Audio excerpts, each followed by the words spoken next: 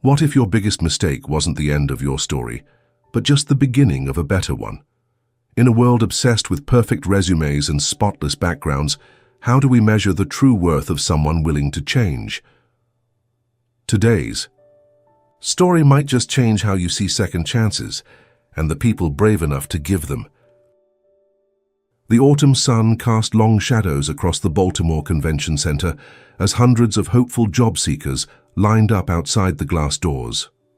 Banners fluttered in the breeze, proudly displaying the words, "Second Pathways Career Expo, Building Bridges to Better Futures."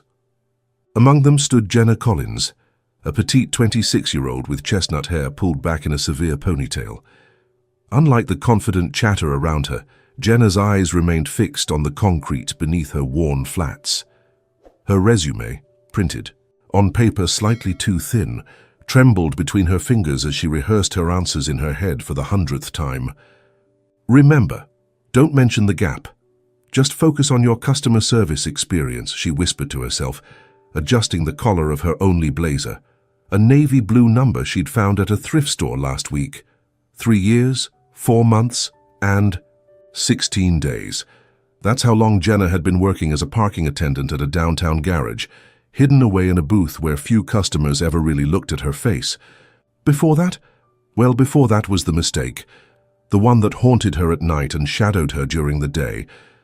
The reason she was here, desperate for a chance when chances seemed reserved for those who had never stumbled. 2 years. Ago, with her mother dying of cancer and medical bills mounting, Jenna had falsified credentials as a medical student to secure a patient care position. She wasn't proud of it, but watching her mother waste away while collection notices piled up had broken something in her. 3 months in, she was discovered, arrested, and given probation. Her record now carried the word that seemed to define her: fraud. The line inched forward, and Jenna felt her heart hammering against her ribs. This expo was different, or so claimed the brochure she'd read obsessively for weeks. Second Pathways believes everyone deserves another chance. The words had brought her to tears the first time she'd read them, hope blooming fragile and terrifying in her chest. As she entered the vast hall, the corporate logos towered above. Epsilon, the tech giant, displayed most prominently as the primary sponsor. Men and women in crisp suits manned booths, scanning resumes with practiced efficiency. Jenna clutched her folder tighter, the weight of her secret pressing down on her shoulders. "First time here?" The voice came from beside her, warm with a hint of amusement. Jenna turned to find a man maybe 7 or 8 years her senior, dressed in jeans and a simple button-down shirt that seemed refreshingly underdressed amid the sea of suits. His kind eyes crinkled at the corners, and something about his relaxed posture made her shoulders drop an inch. "Is it that obvious?" she asked, attempting a smile. "Only because you look exactly how I felt at my first job fair, like you're waiting for someone to call security and escort you out." He extended his hand. "I'm Owen." "Jenna." She shook his hand briefly, noticing calluses that spoke of actual work, not just keyboards and conference tables. "So what's your field?" "Customer service, mostly," she replied, the practiced half-truth flowing easily. "What about you?" "I'm between things at the moment," Owen said with a shrug that seemed too casual. "Looking for something with purpose, you know?" Before Jenna could respond, an announcement echoed through the hall. "The Epsilon interviews will begin in 15 minutes. Candidates, please proceed to Section C." "That's me," Jenna said, anxiety resurging. "I should go." Owen nodded, his eyes lingering on her face a moment longer than necessary. "Good luck, Jenna. Remember, you deserve to be here as much as anyone." If only he knew, she thought, forcing herself to walk toward Section C, where Epsilon's imposing booth awaited. The line for Epsilon moved quickly, too quickly. Soon Jenna found herself seated across from a sharp-featured man in his 40s, his tailored suit probably worth more than her monthly rent. The silver nameplate read, "Patrick Lang, CEO, Jenna Collins," he said, without looking up from her. "Resume. Tell me why Epsilon should invest in someone with your background." Something in his tone made her stomach clench. I have 3 years of customer service experience, she began, the rehearsed words flowing. I'm detail-oriented, reliable. Interesting, Patrick interrupted, finally meeting her eyes with a cold smile. He slid a tablet across the table. On the screen was a news article from 2 years ago. Her arrest, her shame displayed, in digital black and white. Is this you, Miss Collins? The woman who falsified medical credentials? His voice carried just far enough for nearby candidates to turn and stare. At Epsilon, we value integrity above all else. Did you think we wouldn't run a background check? The room seemed to tilt. Jenna felt heat rushing to her face, tears threatening. I served my probation. I've changed. I just thought... You thought what? That we'd welcome someone who lied their way into caring for vulnerable patients? Patrick's voice dripped with disdain. I'm afraid we don't hire frauds. Ms. Collins, this expo may be called Second Pathways, but some paths remain closed for good reason. Jenna stood on shaking legs, aware of the whispers around her. Humiliation burned through her veins as she gathered her folder with trembling hands. Without a word, she turned and fled, barely seeing where she was going, past the curious, stares and pitying glances. Outside, the crisp autumn air hit her tear-streaked face. She collapsed onto a bench, her chest heaving with suppressed sobs. 3 years of trying to rebuild, of staying invisible, shattered in one public moment of shame. Hey! She looked up to find Owen standing there, concern etched on his face. Mind if I sit? Without waiting for an answer, he settled beside her, keeping a respectful distance. You don't have to be nice to me, Jenna said, wiping furiously at her tears. You should probably stay away. Apparently I'm toxic. Because of a mistake in your past? Owen's voice held no judgment. We've all got those, Jenna laughed bitterly. Not like mine. Owen was quiet for a moment. Let me tell you about someone I know. My sister was a brilliant medical student, top of her class, promising career ahead. Then a colleague falsified some patient records and framed her. She lost her license, her reputation, everything. What happened to her? She rebuilt. Differently than she'd planned, but maybe more authentically. Owen's eyes grew distant. She taught me something important. Our wounds don't define us, but how we carry them might. Something about his words touched a place in Jenna that had been closed for years. Thanks, she whispered, but I think I'm done with second chances for today. As she stood to leave, Owen reached into his pocket and pulled out a plain business card. If you change your mind, there's another path that might interest you, just not one you'll find inside that convention hall. Jenna took the card, hesitantly. It bore only an address and tomorrow's date. Why would you help me? You don't even know me. Owen's smile held something she couldn't quite read. Maybe I recognize something in you that you've forgotten is there. I wonder if you've ever faced a moment like Jenna's, when your past seemed to slam every door shut. What would you do in Jenna's position right now? While you think about that, let's continue with her story and see what happens next. The address on Owen's card led Jenna to a modest brick building in downtown Baltimore the following afternoon. A small sign read, Bennett Community Foundation above the door. Her finger hovered over the buzzer as doubt crept in. What was she doing here? Hadn't yesterday's humiliation been enough? Just as she turned to leave, the door opened, revealing a black woman in her mid-40s with silver, streaking her cropped hair and eyes that held both warmth and unmistakable authority. You must be Jenna, the woman said. I'm Dr. Amara. Bennett, Owen mentioned you might come by. She extended her hand. Please, come in. The interior was warm and inviting, more like a living room than an office, with comfortable furniture and walls lined with photographs of smiling people of all ages. What is this place? Jenna asked, taking in the space. A different kind of second pathway, Amara replied, gesturing for Jenna to sit. Coffee? Jenna nodded and Amara poured 2 cups from a carafe on a side table. I founded this place 5 years ago, Amara explained, handing Jenna a steaming mug. After my own career in medicine ended abruptly. Jenna's eyes widened, with recognition. You're the sister Owen mentioned. A smile played at the corners of Amara's mouth. Half-sister, technically. And Owen tends to simplify my story. I wasn't framed. Not exactly. I made a judgment call with a patient's treatment that went against hospital protocol. When it went wrong, I altered documentation to protect myself.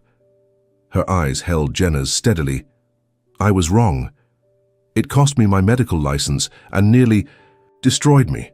But you rebuilt, Jenna said softly, echoing Owen's words. I did. This foundation helps people who've been marginalized by past mistakes find meaningful work and rebuild their lives.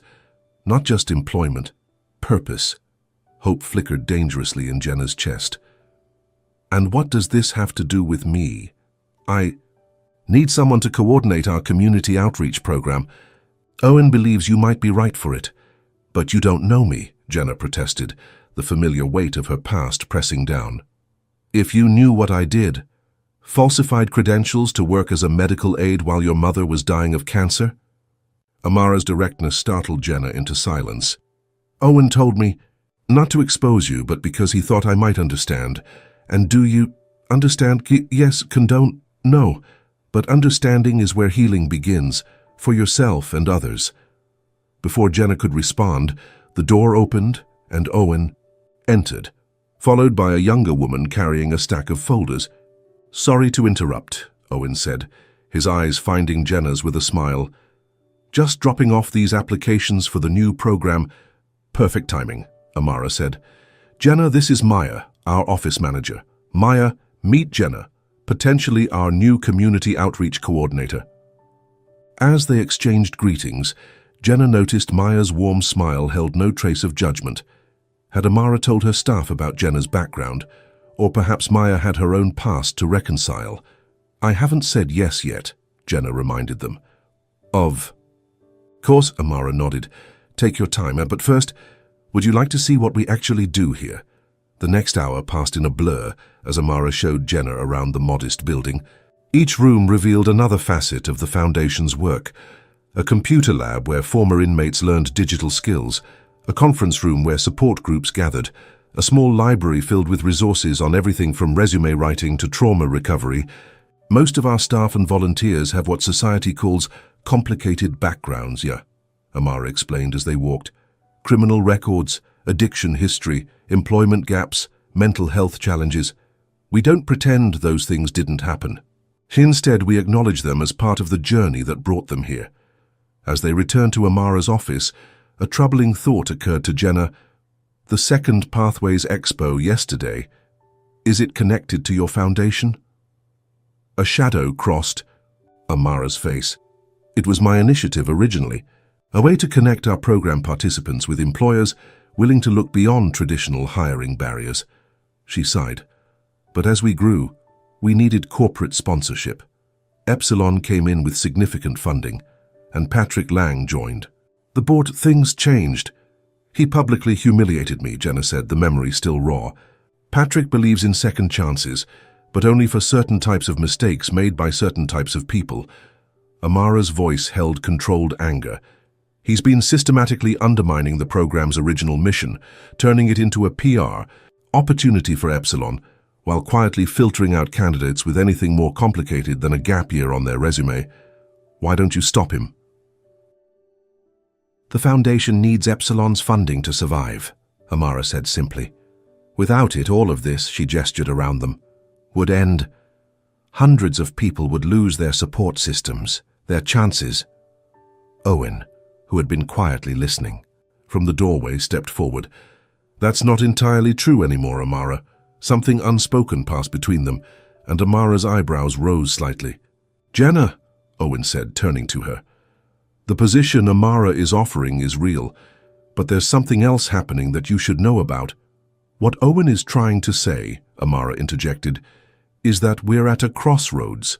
The annual second Pathways Expo concludes tomorrow with its gala fundraiser. Patrick plans to announce a new enhanced screening process for participants, essentially barring anyone with a criminal record, regardless of circumstances. That's not right, Jenna said, anger replacing her earlier shame.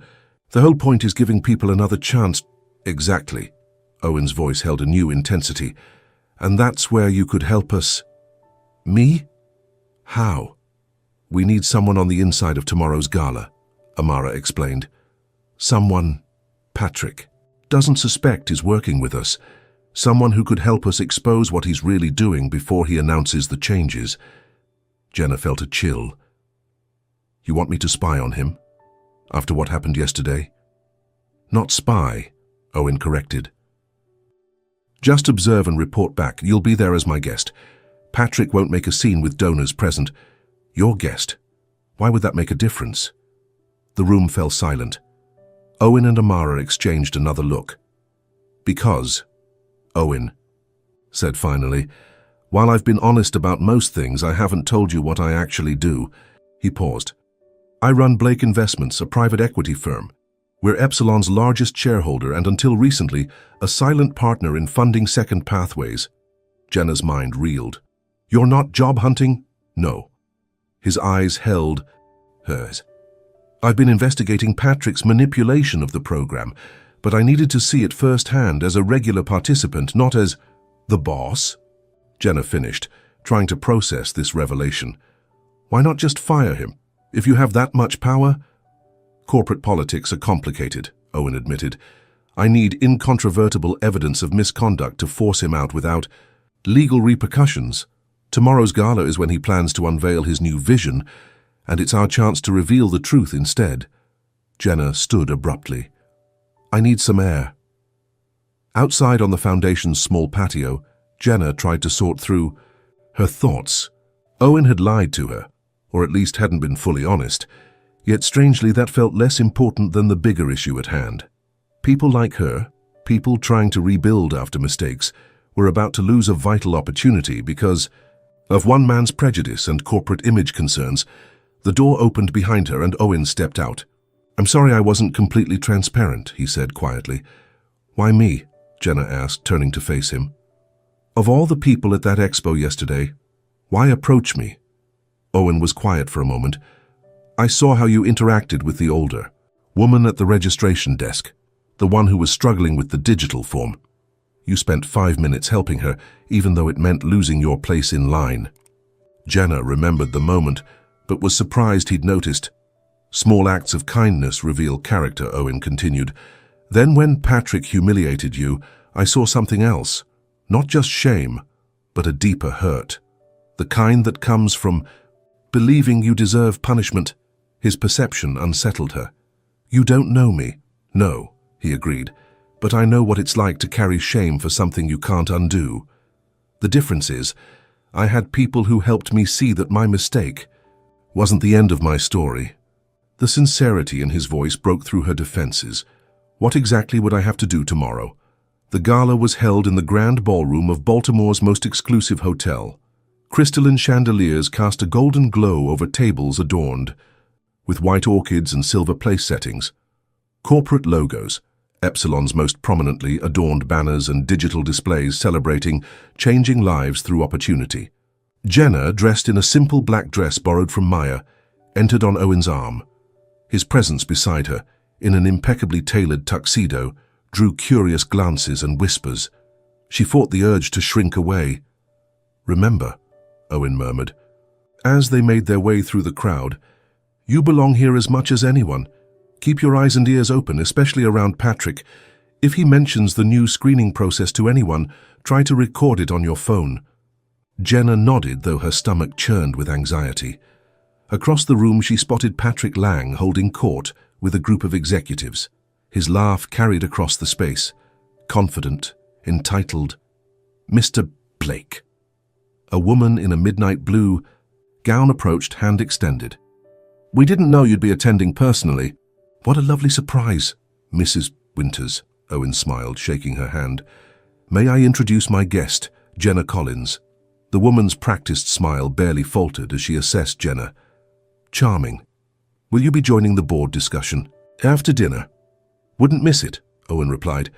I'm particularly interested in Patrick's announcement regarding program eligibility. As Mrs. Winters moved on to greet other guests, Jenna spotted Amara across the room, engaged in what appeared to be an intense conversation with an older gentleman. That's Senator Harrison, Owen explained, following her gaze.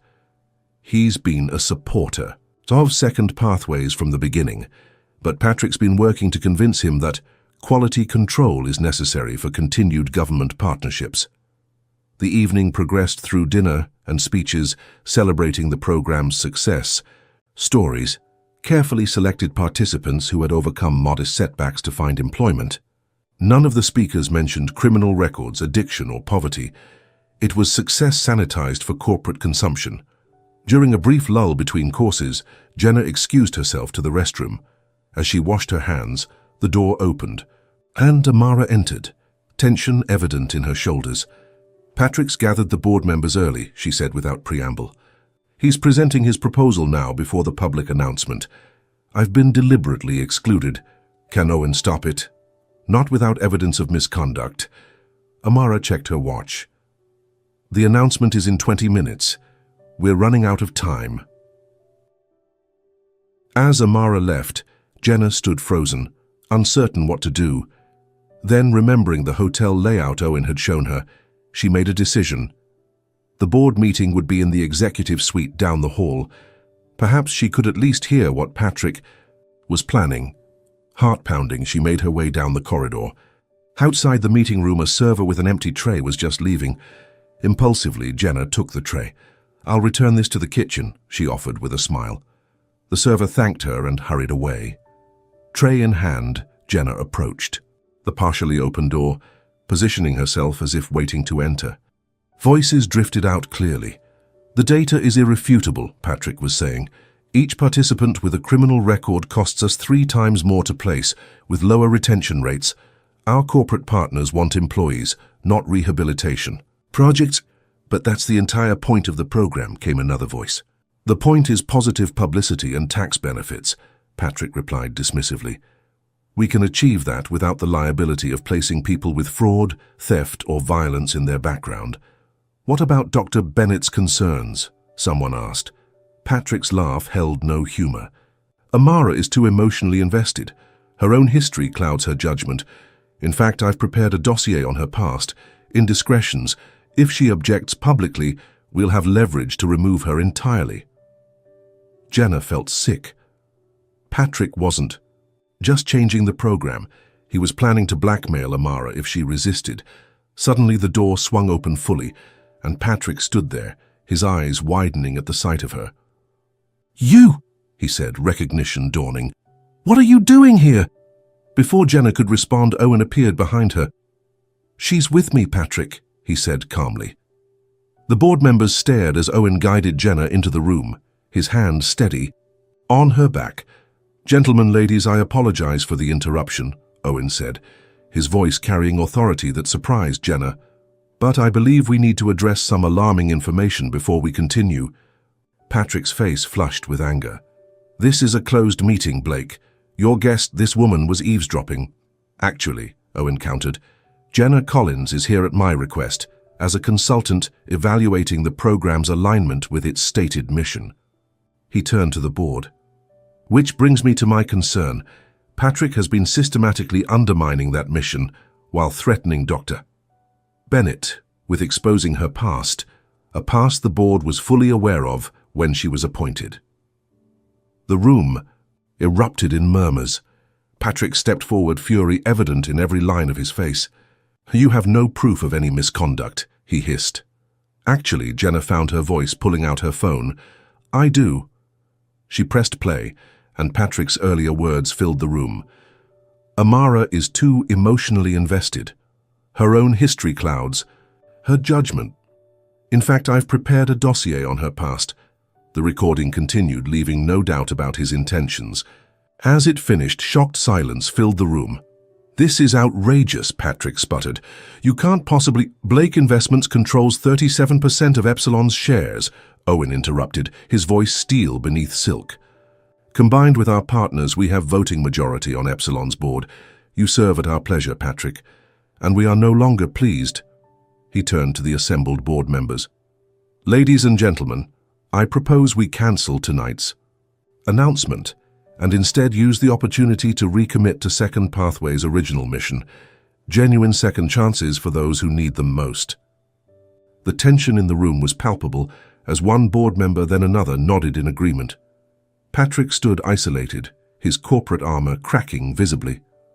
"This isn't over, Blake," he said through gritted teeth as he gathered his papers. "Actually, Patrick, for you it is," Owen replied. "Security will escort you out. Expect to hear from Epsilon's legal team tomorrow." As Patrick was led away, Jenna stood stunned by the swift turn of events. Owen turned to her, his eyes warm with something more than triumph. "Ready for the real announcement?" he asked. The gala ballroom hummed with anticipation as Amara Bennett took the stage, Owen and Jenna standing just off to the side. The crowd of donors, corporate representatives, and program participants quieted as Amara approached the microphone. "Good evening," she began, her voice steady despite the night's turbulence. "Some of you may be expecting an announcement about new screening procedures for our Second Pathways program." She paused. "That announcement will not be happening tonight." Murmurs rippled through the audience. "Instead, I want to share something more important. The truth." Amara took a deep breath. 7 years ago, I lost my medical license after falsifying records to cover a treatment decision that went wrong. My patient survived, but my career didn't. And neither did my sense of self-worth. The crowd grew absolutely still. For 2 years, I believed what society told me, that my mistake defined me, limited me, marked me as unworthy. Her eyes swept the room. Until someone gave me a genuine second chance, not as a PR stunt, but because they saw beyond my worst moment to my potential. Amara gestured to Owen, who stepped forward. "Second Pathways was born from that experience," she continued. "Not to help people with minor setbacks or simple employment gaps, though they're welcome too, but to truly serve those society has deemed unforgivable for their mistakes. Those who need not just jobs, but redemption, the chance to rebuild with dignity." Owen took the microphone. "Unfortunately, over time, our mission became diluted by corporate interests, more concerned with image than impact. Tonight, that changes." He smiled at the crowd. "Blake Investments is establishing an independent endowment for Second Pathways, ensuring the program can operate without compromising its core values." Applause erupted from one section, program participants who understood exactly what this meant. "Additionally," Owen continued, "we're restructuring the board to include equal representation from corporate partners, community leaders, and program graduates. Because those who have walked the path of redemption understand its challenges." "Pest?" As the applause grew, Owen turned to Jenna, his question unspoken but clear in his eyes. With a small nod, she stepped forward, accepting the microphone with trembling hands. "My name is Jenna Collins," she began, her voice barely audible at first. Then, standing straighter, 3 years ago, I falsified credentials to work as a medical aid while my mother was dying of cancer, and our bills were drowning us." The room fell silent again. "I was caught, arrested, and given probation. Since then, I've been hiding, not just from others, but from myself. Working where no one would see me, convinced I deserved nothing better." She met the eyes of those watching. "Yesterday at the expo, I was publicly shamed for my past. I ran, believing that was all I deserved." Her voice grew stronger. "But today I learned something important. Our wounds don't have to define us, but they will, if we hide them. It's only by acknowledging them openly, honestly, that we can begin to heal." Jenna glanced at Amara, who nodded encouragement. "Second Pathways isn't just about finding jobs. It's about finding worth, in ourselves and in each other. Not despite our mistakes, but including them as part of who we are." She took a deep breath. "I'm honored to announce that I'll be joining the Foundation as its new Community Outreach Coordinator, where my first project will be developing a mentorship program pairing program graduates with new participants." The applause that followed felt like absolution. As Jenna returned to her place beside Owen, his fingers brushed hers, a silent acknowledgement of her courage. Amara reclaimed the microphone for closing remarks, announcing a new partnership with local businesses committed to fair chance hiring, and inviting everyone to continue supporting the program's expanded mission. As the formal portion concluded and music filled the ballroom, Jenna found herself surrounded by well-wishers, program participants who saw in her story echoes of their own, donors moved by her honesty, even corporate representatives intrigued by the program's authentic approach. Later, as the crowd thinned, Jenna stepped onto the hotel's terrace for a moment of quiet. The city lights sparkled below, and for the first time in years she felt light, as if the weight of secrecy had been lifted from her shoulders. "There you are," Owen said, joining her at the railing. "Quite a night." "That's an understatement," Jenna replied with a small laugh. "Is it always this dramatic in the corporate world?" "Only when it matters." His smile was warm in the dim light. "You were incredible in there." "I was terrified," she admitted. "But also relieved. Keeping secrets takes so much energy." "It does," Owen agreed, turning to face her fully. "Which is why I want to be completely transparent now. My interest in you isn't just professional, Jenna. I'd like to get to know you better outside of all this." The directness of his words surprised her. "You mean like dating? The boss asking out the new employee? That seems complicated." "Technically, you work for Amara, not me," he pointed out with a grin. "But more importantly, I'm interested in Jenna the person. Her courage, her heart, her resilience. The job is separate." Jenna considered his words. A week ago, she would have dismissed the possibility out of hand, certain no one would want her once they knew her truth. But now, "I'd like that," she said finally. But slowly. "I'm still getting used to this new version of me. The one who doesn't hide." "I understand." Owen nodded. "No rush. We've both learned the hard way that the most meaningful paths aren't always the quickest." From inside, Amara appeared at the doorway. "Sorry to interrupt, but the reporter from the Chronicle is asking for a statement about the program changes." "We'll be right there," Owen replied. As Amara disappeared back inside, he offered Jenna his arm. Ready to face the world?